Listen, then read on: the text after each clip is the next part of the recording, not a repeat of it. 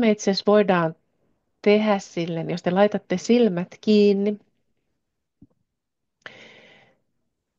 Ja jos teillä on ollut siinä joku verho, että sä et ole ihan ehkä nähnyt, kuka sä oot, tai sä et ole uskaltanut näyttää muille, kuka sä oot, mitä sä oot tullut tekemään, niin tuodaan sinne ensin, kuvittele, että sinne tulee valtava semmoinen turvan tunne, että sä oot täysin turvassa, sä oot täysin suojassa. Ja ala aukaisemaan sitä verhoa pikkuhiljaa samaan aikaan, kun sä oot täysin rakastettu, sä oot täysin turvassa, sä oot täysin hyväksytty.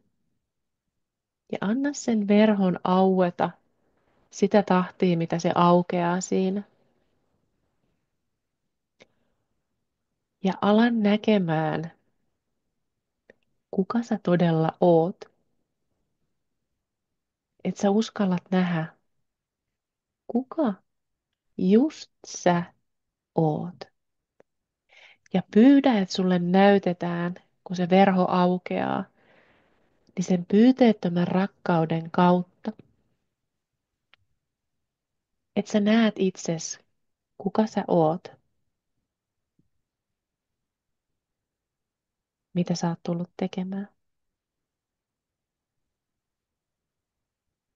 Ja sä oot niin täynnä rakkautta, hyväksyntää, turvallisuuden tunnetta, kun sun silmät alkaa näkemään enemmän ja enemmän ja enemmän koko ajan sitä, kuka sä oot.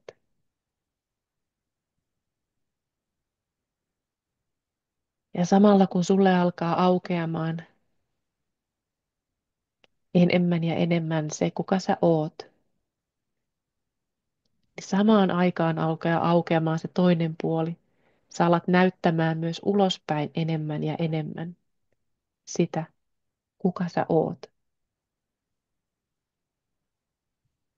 Ja kun sä alat koko ajan näkemään enemmän, kuka sä oot, ja sä alat koko ajan sädehtimään lisää sitä ulospäin, kuka sä oot, niin samaan aikaan ne ihmiset,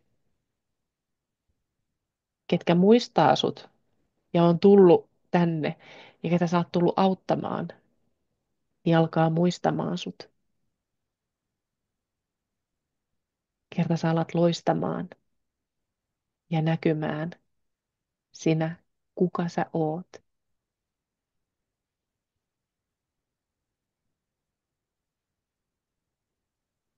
Ja anna sen vaan jatkaa laajenemista.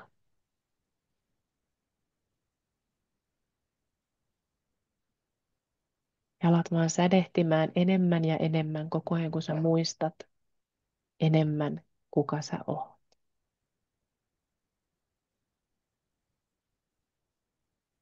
Aukastaan se verho kokonaan. Voidaan laittaa se sivuun. Ja voidaanko sulle antaa nyt lupa loistaa ja nähdä, kuka sä oot. Ja alkaa myös sädehtimään sitä sun ympärille. Sano vaan mielessäsi kyllä, jos sä haluat vastaanottaa sen.